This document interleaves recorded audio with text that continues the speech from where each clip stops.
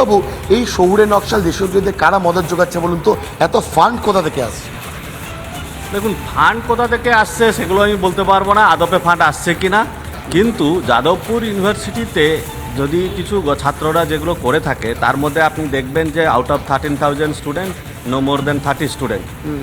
তো এখানে দেখা যাবে যে এদের মধ্যে বেশ কিছু ছেলেপুলে যেগুলো আছে তারা এত সময় পায় কোথায়?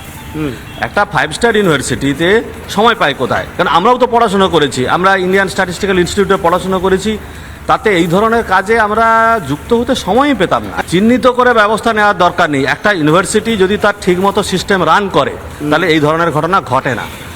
আমি বললাম যে আইএসআইতে বা এখানে আইএসএস সেদিন ওখানে না হয় পঠন পাঠনটা অতটা বেশি না। ইন্ডিয়ান স্ট্যাটিস্টিক্যাল ইনস্টিটিউটে ছাত্ররা কি ঝামেলা করে না কি করে, কিন্তু সেখানে জেনুইন ইস্যু থাকে এবং তারা সংগঠিতভাবে না আন্দোলন করবার জন্য একটা কোমর বেঁধে বসে থেকে সময় পায় না। এবং